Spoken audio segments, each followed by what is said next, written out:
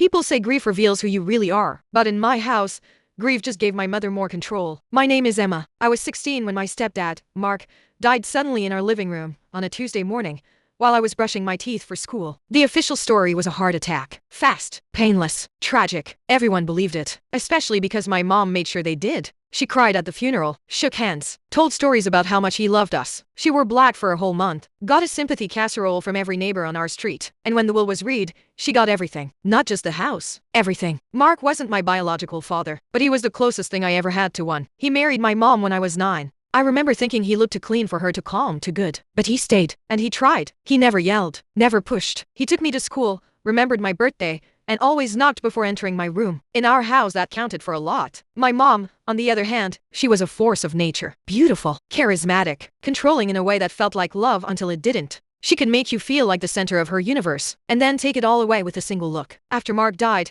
things shifted fast. Within days, she had rearranged the furniture, packed away every photo of him that didn't include her, sold his car, cancelled his phone plan. I asked her once carefully, "Don't you want to keep some of his things?" She smiled. "Memories don't pay bills, sweetheart." That sentence never left me. The first time I felt something was off was during the police visit. They came by just to finalize the report routine, they said. My mom greeted them at the door in full makeup, holding a mug that said "One Widow." She handed them Mark's medical files like she'd been waiting for the question, told them about his chest pains, how he'd been under stress, how he'd skipped appointments. I watched her from the stairs. Every sentence was too clean, too rehearsed. And yet, they nodded, took notes, left in under 20 minutes. A week later, I found the bottle. It was behind the kitchen trash can, not in it. Behind it like it had been kicked back by accident. A small brown pill bottle, label partially ripped off. It didn't belong to Mark. It had my mom's name on it, and it was for something he was never prescribed. When I asked her about it, she didn't blink. Old medication, she said. I must have thrown it out and missed, but her voice, I knew that voice. It was the one she used when she lied to strangers. I started paying attention after that. I noticed she stopped locking the safe in her closet, the one where Mark kept all their financial stuff. I noticed how quickly she updated all the accounts, passwords, documents. And I noticed how she'd get nervous when I stayed quiet too long. Almost like she could feel the gears turning in my head. One night, she poured herself a glass of wine and sat next to me on the couch. "You know, I really did love him," she said. "It wasn't perfect, but he was good to us. He just wasn't built to last." I didn't know what scared me more, the way she said it, or the way she looked at me afterward, like she was checking to see if I still believed her. Back then, I didn't have proof, just a feeling, a tight knot in my chest that wouldn't go away. And sometimes the most dangerous lies are the ones no one dares to question. Because the truth would cost more than most people are willing to pay. Especially when the person telling the lie knows how to make everyone look the other way. After that night on the couch, I couldn't sleep. Not because I was grieving, but because something inside me had started to itch, a quiet, persistent voice whispering, "She's hiding something." So I started looking, not like a detective, more like a daughter who didn't want to be right. But the more I looked, the less sense anything made. First, the emails. I remembered Mark had a personal laptop he used for work, tucked away in the bottom drawer of the study. Mom had said she gave everything to his lawyer, but when I opened that drawer a few days later, the laptop was still there. Password protected, obviously. But Mark was old school, he used sticky notes for everything. It only took me to try to guess it. Inside I found folders, bills, travel bookings, notes for a speech he was supposed to give in June. He died in March. But the one thing that stood out, the thing I couldn't unsee, was an unsent draft, titled simply, "To Emma, if anything happens." My heart stopped. I clicked it open and saw a few short paragraphs. He'd written it 2 weeks before he died. "Emma, if you're reading this, something's gone wrong. I hope I'm just being paranoid, but your mother's been acting off. I've started looking into a few things that don't add up financially. I'm planning to confront her soon gently, but if anything happens, I need you to know I didn't just walk away. I love you, and I'm sorry I didn't see it sooner."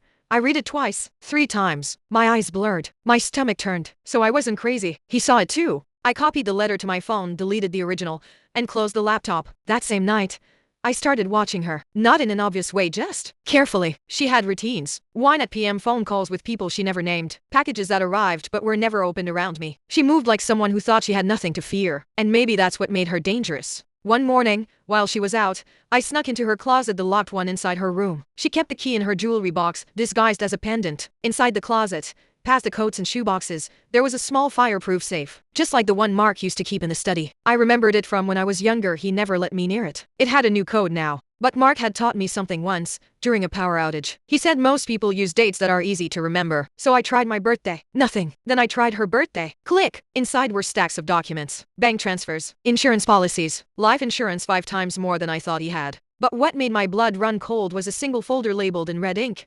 Final steps. It was a checklist. Dates, calls, payout timelines, and written at the bottom, in her handwriting, wait minimum 90 days before appearing in new relationship.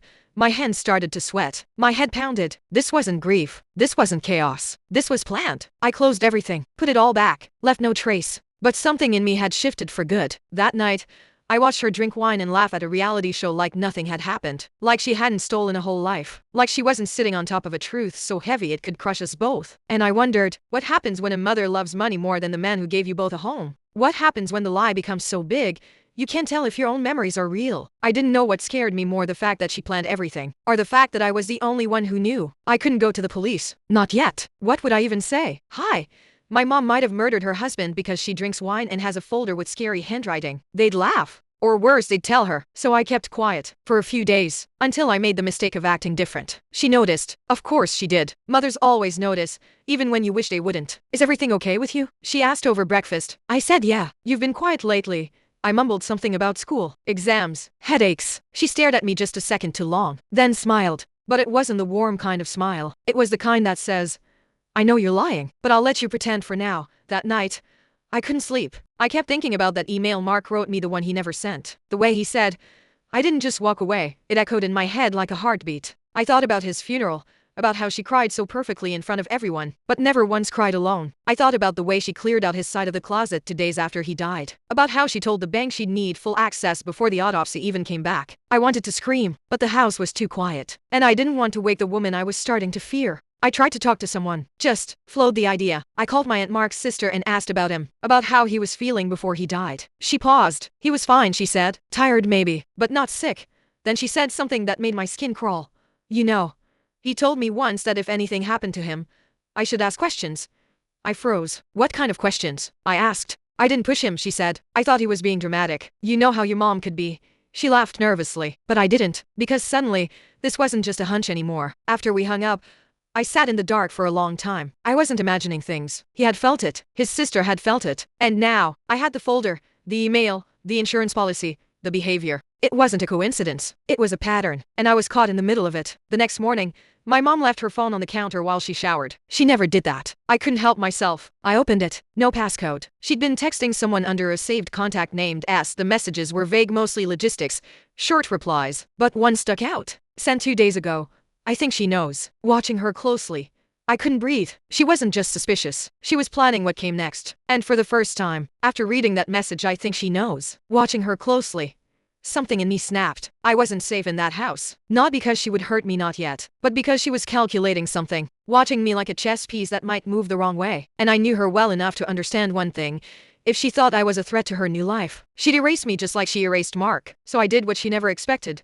I played along. I smiled more, ate dinner, asked about her day, pretended to be the daughter she built. And all the while, I made copies of the documents from the safe, scanned Mark's email and sent it to myself, took photos of the insurance files, the checklist, the texts on her phone. Everything went into a hidden folder, uploaded to a drive only I could access with a scheduled auto-send to Mark's sister if something happened to me. Paranoia? Maybe. But when you live with someone who rewrites the truth for a living, paranoia is survival. One night, she brought up the idea of moving. Fresh start, she said. This house has too many memories. I nodded, pretending to agree, but I knew what she really meant. Too many memories, and too many loose ends. She was closing the chapter, cleaning up, and I had to get ahead of her before she turned the page without me in it. I reached out to someone Mark had trusted, his old accountant. He remembered me, said he was sorry for my loss, asked if I was doing okay. I told him I had some questions. He hesitated, but agreed to meet. We sat in his office, surrounded by dusty files and the faint smell of coffee and ink. I showed him copies of the documents I'd found. The extra insurance, the timeline, the weird withdrawals. His face went pale. Emma, he said, these policies were signed 2 weeks before he died. He never mentioned them to me. In fact, he told me he was thinking of changing the beneficiary. My stomach dropped. Changing it to who? I asked. He looked at me carefully. You. I left his office with one truth heavier than the rest. Mark was trying to protect me, and someone got to him before he could. That night, my mom cooked dinner. Pasta, her specialty. She poured wine, lit candles. It felt like a celebration, and I had no idea why. Or maybe I did. I watched her laugh, sip her wine, tell stories like nothing had happened. But her eyes kept darting toward me. Checking, measuring, waiting. She leaned forward, hand on mine, her voice soft. You know I love you, right? I nodded. We've been through so much. We have to stick together now. Another nod. She smiled, but this time, I smiled back and didn't mean it. Because while she was planning our new life, I was planning her ending. The next morning, I woke up before sunrise. For the first time in weeks, I felt clear. Cold, but clear. I wasn't going to scream. I wasn't going to accuse her to her face. That's what she'd expect and prepare for. No. I was going to do what she'd always done. Act quietly. From the shadows. With a smile. First, I contacted Mark's sister again. This time, I told her everything. The letter, the insurance, the checklist, the text message, the way my mom was preparing to disappear again. She didn't even hesitate. Send me everything, she said. I'll take it to a lawyer. She also gave me the number of a private investigator who used to work fraud cases. Quiet guy. No drama. He agreed to meet that same afternoon. I left the house saying I was going to study with friends. My mom kissed me on the cheek and handed me a $20 bill. Get yourself something sweet, she said. Her voice was light, casual, but her eyes were scanning me again, reading every blink, every breath. It didn't matter. I already had everything I needed. At the meeting, I laid it all out. The files, the money trail, the fake story, the safe, the behavior. The investigator didn't flinch. She's good, he said, but not that good. You did the right thing. He explained what could happen next, how the documents would need to be verified, how the timeline would be reconstructed, quietly, so she wouldn't bolt before the case built up. I asked him how long it would take. He said, not long, especially if we make her feel safe. So that's what I did. For 3 more days, I lived like everything was fine. We went to brunch. She took selfies of us, posted a long caption about healing together. She even talked about redecorating the living room. Something brighter, she said. No more dark corners. And I almost laughed, because some corners were dark for a reason. On the 4th day, she got a letter from a law firm. She opened it in front of me. I watched her face shift slowly, subtly, like she was trying to control every reaction at once. She folded it carefully, set it aside. Then she looked at me, smiling that tight, practiced smile. Some people really don't know how to let go, do they? I shrugged. No, some people just don't want to live in a lie anymore. That night, she didn't drink wine. She didn't talk much. She sat in the dark for a long time, staring at the wall like it might crack open and swallow her whole. I didn't offer comfort. I just said goodnight, closed my bedroom door, and texted the investigator 2 words. She knows. She always scanned people like that, like she was reading a file no one else could see. But this time, I didn't flinch. I smiled, took the money, said thanks, and walked out the door, knowing I'd never see that version of her again. The investigator was sharp, didn't ask unnecessary questions, didn't raise his eyebrows like most adults did when teenagers talked about suspecting a parent. He listened, took notes, reviewed the documents I'd copied, then asked one thing.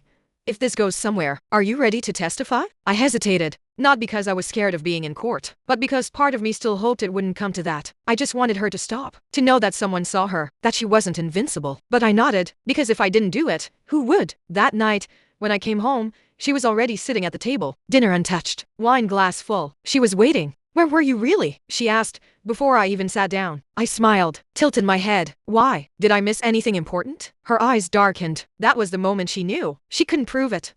Not yet, but she felt it. The shift. The silence between us was louder than any fight we'd ever had. I stayed in my room that night, locked the door, slept with my sneakers on. Not because I thought she'd hurt me, because I knew she was capable of almost anything to stay in control. 2 days later, the private investigator called. Quiet voice, serious tone. He had enough to build a case.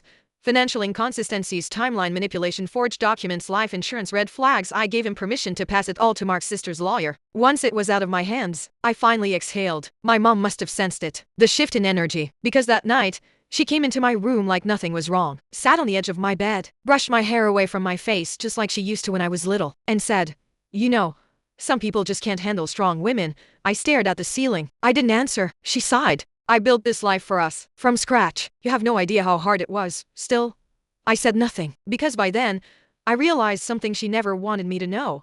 Silence can be more powerful than screaming. The very next morning, someone knocked at our door. Not the police. A lawyer, with a formal letter in hand. She read it in front of me. Her face didn't move, but her hands trembled. When she looked up at me, I saw something I'd never seen before. Fear. Not anger. Not guilt. Real human fear. And for the first time in my life, I didn't feel like her daughter. I felt like someone she couldn't control. The days that followed moved slowly. There were no sirens, no arrests, no dramatic scenes in the driveway. Just silence. My mother stopped speaking to me. Not out of anger but calculation. She was weighing options, watching everything unravel. Lawyers got involved. The insurance claim was reopened. The will was reviewed. Her fresh start plans froze like a half-built house in the snow. I never said a word to the police. I didn't need to. Mark's sister took it from there. She had lawyers, time, anger, the kind that runs deep and never cools. And I had something even more powerful than proof. I had her patterns, the trail she left because she never thought anyone would follow it, because she never imagined I'd stop being her mirror and start being her witness. One night, I heard her crying, in the kitchen, alone, quiet and guttural,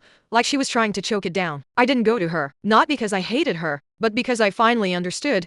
Her tears weren't about Mark or guilt. They were for the loss of control, for the version of me that used to believe everything she said. That girl was gone, and she knew it. Eventually, she moved out. Not far, just far enough to start over somewhere smaller, quieter. No more big dinners. No more charity events. The house stayed in my name. Mark had changed the paperwork before he died, a final, silent gift. I never told her that. She never asked. Some days I still walk past his old office. I half expect him to be there, humming off key and scribbling in his notebook. Other days, I wonder if I could have stopped any of it sooner. But then I remember, I was just a kid. A kid who survived a master manipulator by learning her language and choosing not to speak it. I graduated a few months later. Quiet ceremony. No parents. Just Mark's sister in the front row, clapping like her hands were on fire. Afterward, she hugged me and said, "You did what most adults never find the courage to do." I didn't answer, just smiled. Because by then, I had stopped needing people to call me brave. I wasn't looking for revenge or validation. I just wanted something she never gave me. Peace. And now, some days are still hard, but they're mine. And that, more than anything she left behind, is the inheritance I chose to keep. You don't need to be loud to win. Sometimes walking away is the loudest thing you'll ever do.